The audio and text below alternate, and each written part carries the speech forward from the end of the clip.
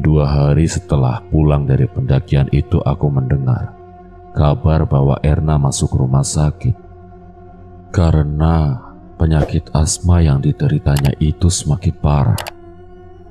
Mendengar kabar itu, aku cepat-cepat menuju ke rumah sakit, tapi belum sempat aku berangkat, tiba-tiba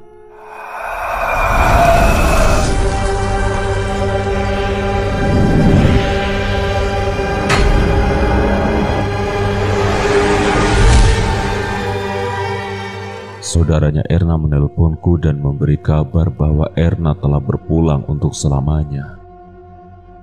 Aku tidak percaya ternyata pertemuanku dengan Erna di Ranukumbolo itu adalah pertemuan terakhir. Aku tidak sedih mendengar kabar itu. Aku hanya diam. Otakku rasanya dipenuhi sejuta rasa bersalah. Aku tidak menyalahkan siapapun. Aku hanya menyalahkan diriku sendiri. Rasanya aku ingin memarahi siapapun yang kulihat. Sore itu aku pergi ke rumah Erna. Sesampai di sana aku melihat Erna sedang dikerumuni banyak orang dan aku juga ikut merasakan kesedihan yang dirasakan keluarganya. Melihat kejadian ini tidak terasa aku ikut menangis.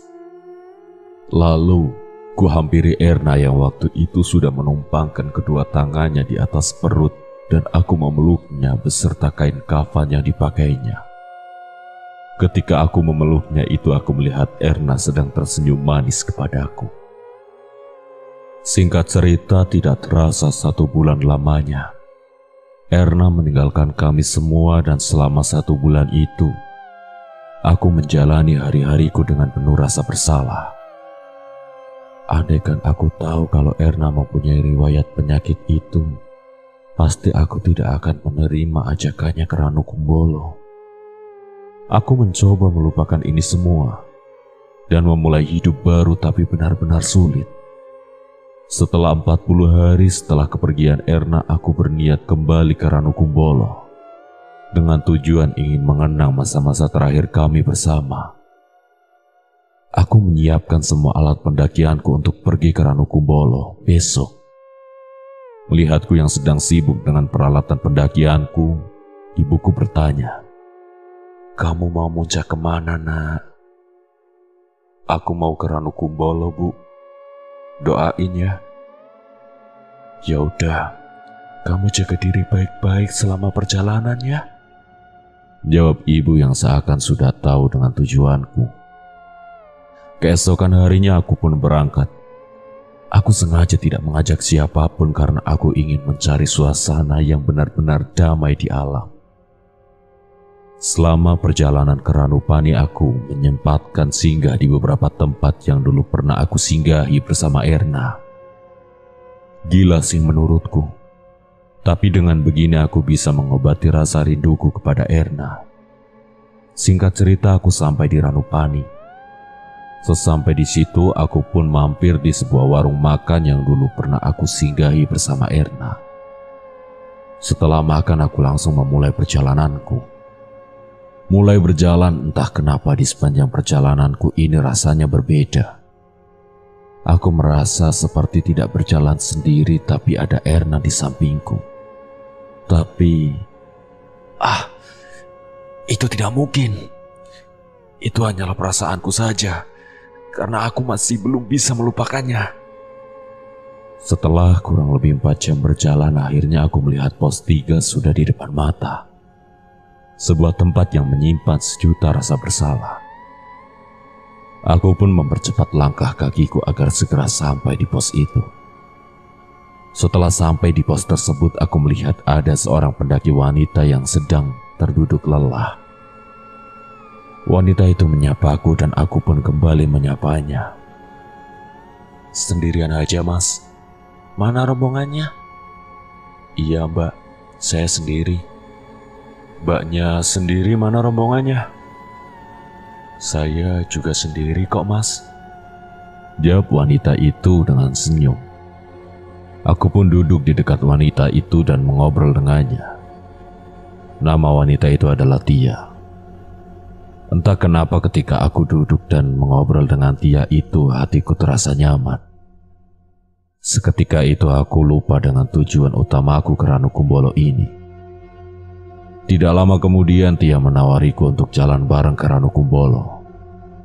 Karena kebetulan tujuan kami sama, yaitu ke Ranukumbolo. Aku menerima tawaran dari Tia dan kami pun lanjut berjalan bareng ke Ranukumbolo.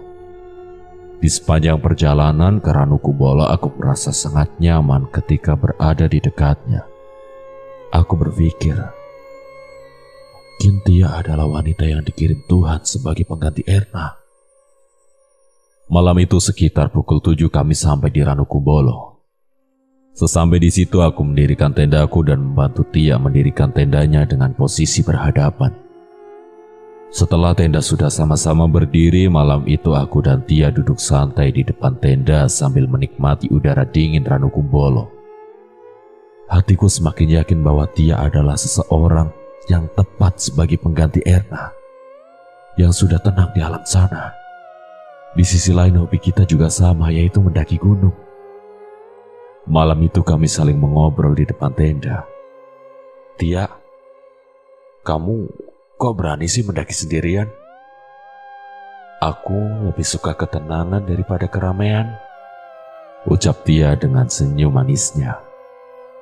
Memangnya orang tua kamu gak khawatir kalau kamu naik gunung sendiri? Orang tua udah percaya kok sama aku. Tapi aku pernah sekali berbohong sama mereka, hanya karena aku ingin kesini. Awas ya kalau bohong lagi, nanti hidungmu panjang, jawabku sambil mengajak Tia bercanda. Akhirnya usahaku itu berhasil. Tia membalasnya dengan senyuman sambil bercanda. Malam semakin larut, aku mempersilahkan Tia untuk masuk ke dalam tendanya dan beristirahat karena aku kasihan melihat dia yang sepertinya sudah kedinginan. Tia masuk ke dalam tenda untuk istirahat, sementara aku masih di posisi duduk di depan tenda sambil menikmati minuman yang belum habis. Malam itu Ranukumbolo terlihat sangat indah dengan dihiasi warna-warni lampu dari tenda pendaki lain. Dan malam itu entah kenapa semua tentang Erna telah hilang dari pikiranku. Mungkin secara tidak sengaja Tia berhasil membantuku melupakannya. Aku pun ingin mengubur rasa kehilangan dan bersalahku ini dalam-dalam di sini. Yang sudah terjadi biarlah terjadi. Yang sudah mati tidak akan bisa hidup lagi. Setelah minumanku sudah habis, aku masuk ke dalam tendaku agar lebih hangat. Ya, meskipun malam itu aku masih belum ingin tidur. Di dalam tenda, aku terus memikirkan tentang Tia.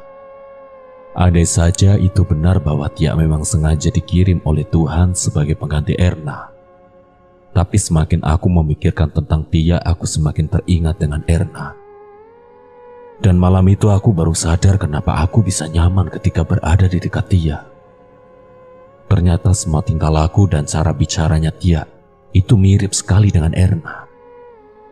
Aku baru sadar setelah mengingat kata-kata yang diucapkan Tia barusan. Orang tua udah percaya kok sama aku. Tapi aku pernah sekali berbohong sama mereka hanya karena aku ingin kesini. Otakku semakin tidak karuan memikirkan semua ini. Aku sempat berpikir, apa jangan-jangan Tia itu? Tapi aku tidak ingin berpikiran sampai sejauh itu. Aku menganggap itu wajar karena mungkin saja itu hanya sebuah kebetulan. Akhirnya daripada berpikir yang tidak-tidak, aku pun mengambil sleeping bagku kemudian tidur. Keesokan harinya aku terbangun dari tidurku karena mendengar suara dari pendaki lain sedang melakukan aktivitasnya. Aku segera keluar dari tenda untuk menghangatkan tubuh karena pagi itu kondisi Ranukumbolo sangat dingin. Setelah sampai di luar tenda, aku melihat tenda Tia masih tertutup. Mungkin dia belum bangun. Aku sengaja tidak membangunkannya karena aku tidak ingin mengganggu istirahatnya. Setelah kurasa tidak dingin, aku mengambil alat masakku kemudian lanjut memasak. Aku memasak lebih banyak karena aku juga ingin memasakkan untuk Tia. Biar nanti kalau dia bangun bisa langsung makan. Setelah selesai hampir matang, terlihat Tia keluar dari tendanya dan ikut memasak bersamaku. Kami berdua memasak di depan tenda. Ketika kami sedang memasak, aku menjadi semakin yakin karena sikap dan tingkah lakunya. Tia itu mirip sekali dengan Erna. Dan yang membuatku semakin yakin lagi, makanan yang disukainya pun sama. Anehnya kenapa aku baru menyadari hal itu padahal sudah dari semalam aku bersama Tia. Tapi aku tetap berpikir positif. Ya mungkin saja ini karena efek aku masih belum bisa melupakan Erna. Setelah selesai makan, kami berfoto-foto di dekat Ranu Kumbolo. Untuk mengabadikan momen, kami bergantian untuk saling memotret. Setelah puas dengan itu, kami kembali ke tenda dan berencana untuk turun siang itu juga. Singkat cerita, setelah semua peralatan sudah di-packing, aku dan Tia berjalan turun meninggalkan Ranu Kumbolo. Di sepanjang perjalanan turun itu, aku memperhatikan lebih jelas lagi tingkah lakunya. Dan ternyata benar, itu benar-benar mirip sekali dengan Erna. Terlihat dari cara berjalannya, nada bicaranya, dan makanan yang disukainya. Dalam hati aku berkata, kenapa bisa semirip ini? Aku hanya bisa menutupi semua yang kurasakan ini kepada Tia. Kami terus berjalan hingga sampailah kami di pos 3. Sesampai di situ, Tia mengajakku untuk istirahat. Ketika sedang istirahat, tiba-tiba aku ingat sesuatu bahwa tempat yang ditempati duduk Tia itu sama persis dengan tempat di mana Erna pernah duduk di situ saat sedang sakit. Aku pun duduk di sebelah Tia, lalu tiba-tiba Tia mengucapkan sesuatu. Kak. Mendengar perkataan itu spontan aku menoleh ke arah Tia. Dia mengucapkan kata-kata itu sambil tersenyum. Dan aku hanya terdiam sejuta kata setelah mendengar ucapan dari Tia barusan. Lalu Tia memberiku sesuatu yang membuatku semakin tidak bisa berkata apa-apa. Dia memberiku sebuah benda, yaitu alat oksigen milik Erna yang dulu pernah dipakainya ketika asmanya kambuh di sini. Bergetar tanganku saat menerima benda itu darinya. Lalu Tia lanjut berucap, ini kepunyaan Erna yang dulu tertinggal di tempat ini. Mendengar itu aku benar-benar tersentak. Lalu aku bertanya pada Tia, sebenarnya kamu ini siapa? Dan bagaimana bisa kamu tahu tentang Erna? Kak, aku mohon kamu lupakan Erna, karena itu hanya akan membebani pikiranmu. Dan ingat, satu hal bahwa Erna sudah tidak ada, ucap Tia kepada aku. Aku semakin tidak bisa bicara dibuatnya. Aku hanya tercengang mendengar setiap ucapan yang diucapkan wanita itu. Lalu Tia lanjut berucap, Kak Erna punya permintaan. Aku harap kamu mau menurutinya. Permintaan apa? Nanti kalau kamu pulang, belilah buah apel dan berikan kepada orang tua Erna. Sekaligus sampaikan permintaan maafnya karena waktu itu dia sempat berbohong pada orang tuanya. Jawab Tia. Mendengar permintaan itu aku langsung lemas karena aku juga termasuk orang yang ikut berbohong pada orang tua Erna. Lalu tiba-tiba wanita itu beranjak berdiri dan mengucapkan kata terakhir. Kuharap suatu saat kamu akan bisa menemukan pengganti Erna. Setelah kata-kata itu diucapkan, wanita itu beranjak turun meninggalkanku. Aku yang waktu itu terdiam dan merinding membiarkan wanita itu pergi. Setelah wanita itu pergi, aku mengingat-ingat kembali dengan apa yang sudah diucapkan wanita itu. Tidak lama kemudian aku beranjak turun untuk menyusul wanita tadi, tapi aku sudah tidak melihatnya entah kemana perginya. Aku pun melupakannya dan melanjutkan perjalanan turun hingga sampai di Ranupani dan kembali pulang. Selama perjalanan pulang, aku memikirkan semua perkataan dari wanita yang tadi bersamaku. Akhirnya sepulang dari Ranupani, aku memberanikan diri untuk langsung ke rumah orang tua Erna. Aku siap menanggung semua resikonya jika memang aku harus dimarahi orang tuanya. Sesampai di rumahnya, aku mengatakan yang sejujurnya tentang kemauan Erna hingga kami terpaksa berbohong. Mendengar pernyataan dariku, orang tua Erna berucap, Sudahlah nak, ini memang takdir dari Yang Maha Kuasa. Kamu harus ikhlas. Ibu berterima kasih karena kamu sudah mau mengatakan semua ini. Setelah mengatakan itu semua kepada orang tua Erna, aku memberikan buah apel yang sudah kubeli tadi, kemudian aku pamit pulang. Malam harinya di rumah aku berpikir sebenarnya siapa wanita yang mengaku namanya Tia itu dan kenapa dia bisa tahu semua tentang aku dan Erna. Bisa jadi itu mungkin jin yang menyerupai Erna dan sengaja datang dengan wujud lain untuk menyampaikan sesuatu melalui aku.